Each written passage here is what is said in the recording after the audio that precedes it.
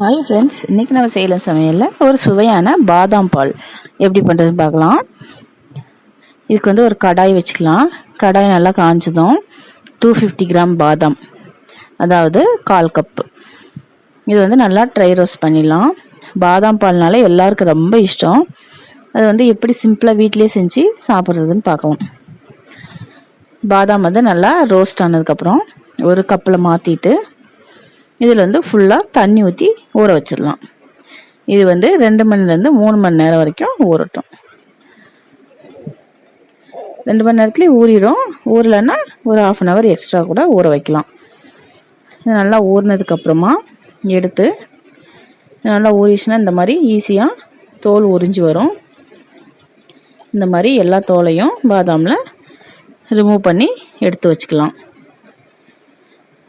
இந்த மாதிரி ஈஸியாக ரிமூவ் ஆகும். இப்போ நம்ம 250 கிராம் பாதாமுக்கு 1 லிட்டர் பால் ஆட் பண்ணலாம். கிட்டத்தட்ட 4 கப் வரைக்கும். 1/4 கப் பாதாம், 4 கப் பால், அந்த மாதிரி கணக்கு.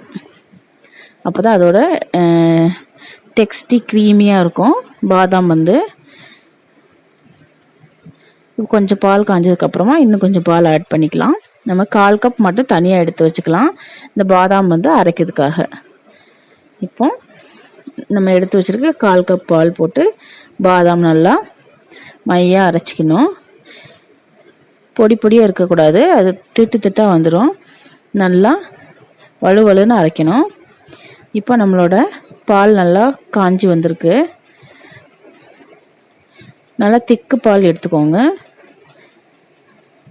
இந்த மாதிரி நல்லா கொதித்து வந்ததுக்கப்புறமா நம்ம அரைச்சி வச்சுருக்க பாதாம் அதை மிக்ஸ் பண்ணிடலாம். அதை லைட்டாக கொஞ்சமாக தண்ணி ஊற்றி வாஷ் பண்ணி அதையும் ஆட் பண்ணிடலாம். அப்புறமா சுகர், ஒரு 1/2 கப்பு சுகர் ஆட் பண்ணிடலாம். அது எல்லோரும் டேஸ்ட்டை பொறுத்து நம்ம சுகர் ஆட் பண்ணிக்கலாம். அப்புறமா நான் கலருக்காக கொஞ்சமாக கேசரி பவுடர் ஆட் பண்ணுறேன். இதுக்கு நீங்கள் குங்குமப்பூ கூட சேர்த்துக்கலாம். ஒரு பிஞ்ச் ஆஃப் குங்குமப்பூ சேர்த்தா இந்த மாதிரி எல்லோ கலர் வந்துடும். அது நல்ல உடம்பு சூடு தணிக்கும், உடம்புக்கு நல்லது. இப்போ நம்ம திடீர்னு பாதாம் பால் செய்கிறோம், குங்குமப்பூ வீட்டில் இல்லைன்னா நம்ம கொஞ்சம் கலர் கேசரி பவுடர் ஆட் பண்ணிக்கலாம். இப்போ பால் கொதிச்சு ரெடி ஆயிடுச்சு. இதை நம்ம சேவ் பண்ணுறதுக்கு மாற்றிடலாம். இந்த மாதிரி கிளாஸில் ஊற்றிட்டு இதில் நம்ம கொஞ்சமாக பாதாம், முந்திரி, பிஸ்தா இதெல்லாம் கட் பண்ணி அது மேலே போட்டுடலாம். இப்போ கூலிங்கான பால் குடிக்கணும், பாதாம் பால் கூலிங்காக குடிக்கணும்னா நம்ம இது பண்ணிவிட்டு சூடு ஆறுனதுக்கப்புறம் ஃப்ரீசரில் வச்சு அதை நம்ம கூலிங்காக குடிக்கலாம். ஜில் பாதாம் பாலாக குடிக்கலாம். பாருங்கள், நம்மளோட சிம்பிள் சுவையான பாதாம் பால் ரெடி ஆயிடுச்சு. நீங்களும் உங்கள் வீட்டில் ட்ரை பண்ணி பாருங்கள். இந்த வீடியோ பிடிச்சிருந்துச்சுன்னா கமெண்ட் பண்ணுங்கள், சப்ஸ்கிரைப் பண்ணுங்கள் சேலம் சமையலுக்கு. தேங்க்யூ.